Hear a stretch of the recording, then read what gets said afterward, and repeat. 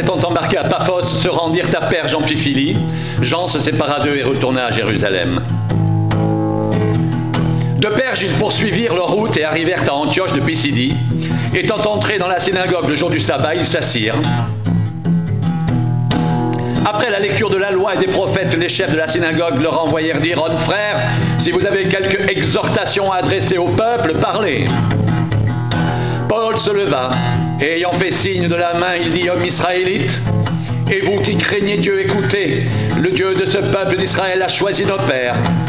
Il mit ce peuple en honneur pendant son séjour au pays d'Égypte, et il l'en fit sortir par son bras puissant. Il les nourrit près de 40 ans dans le désert, et ayant détruit 7 nations au pays de Canaan, il leur en accorda le territoire comme propriété.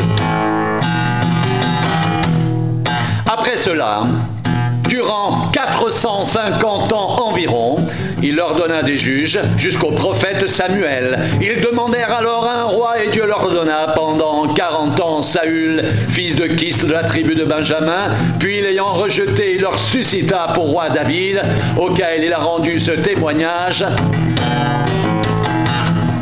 J'ai trouvé David, fils d'Isaïe, homme selon mon cœur qui accomplira toutes mes volontés. C'est de la postérité de David que Dieu, selon sa promesse, a suscité à Israël un sauveur qui est Jésus.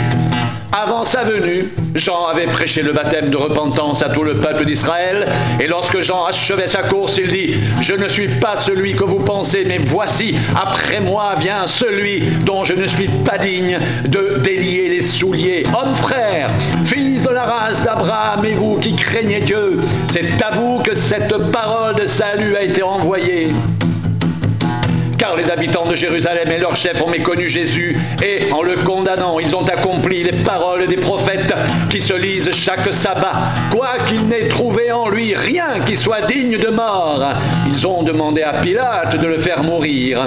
Et après qu'ils eurent accompli tout ce qui est écrit de lui, ils le descendirent de la croix et le déposèrent dans un sépulcre.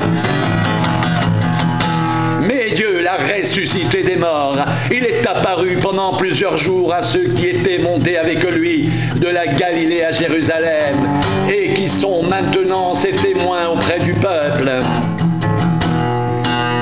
Et nous vous annonçons cette bonne nouvelle, que la promesse faite à nos pères, Dieu l'a accomplie pour nous, leurs enfants, en ressuscitant Jésus, selon ce qui est écrit dans le psaume 2e. Tu es mon fils, je t'ai engendré aujourd'hui, qu'il est ressuscité des morts, de telle sorte qu'il ne retournera pas à la corruption. C'est ce qu'il a déclaré en disant « Je vous donnerai les grâces saintes promises à David, ces grâces qui sont assurées. » C'est pourquoi il dit encore ailleurs « Tu ne permettras pas que ton sein voie la corruption. » Or David, après avoir en son temps servi au dessein de Dieu, est mort, a été réuni à ses pères et a vu la corruption, mais celui que Dieu a ressuscité n'a pas vu la corruption. Sachez donc, comme frères, que c'est par lui que le pardon des péchés vous est annoncé, et que quiconque croit est justifié par lui de toutes les choses dont vous ne pouviez être justifiés par la loi de Moïse. Ainsi prenez garde qu'il ne vous arrive ce qui est dit dans les prophètes.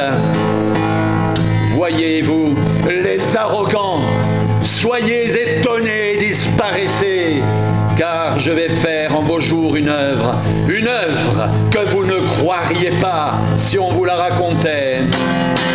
Lorsqu'ils sortirent, on les pria de parler le sabbat suivant sur les mêmes choses. Et à l'issue de l'assemblée, beaucoup de Juifs et de prosélytes pieux suivirent Paul et Barnabas, qui s'entretinrent avec eux, les exhortèrent à rester attachés à la grâce de Dieu. Le sabbat suivant, presque toute la ville se rassembla pour entendre la parole de Dieu. Les Juifs, voyant la foule, furent remplis de jalousie et ils s'opposaient à ce que disait Paul en le contredisant et en l'injuriant. Paul et Barnabas leur dirent avec assurance « C'est à vous premièrement que que la parole de Dieu devait être annoncée.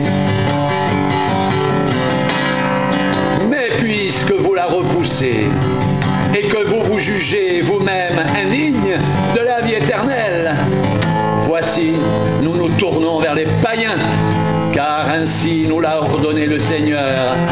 Je t'ai établi pour être la lumière des nations, pour porter le salut jusqu'aux extrémités de la terre. Les païens se réjouissaient en entendant cela.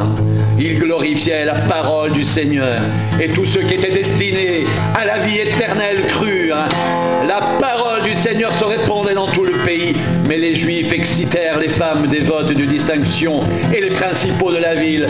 Ils provoquèrent une persécution contre Paul et Barnabas, et ils les chassèrent de leur territoire. Paul et Barnabas secouèrent contre eux la poussière de leurs pieds et allèrent à Icône, tandis que les disciples étaient remplis de joie et du Saint-Esprit.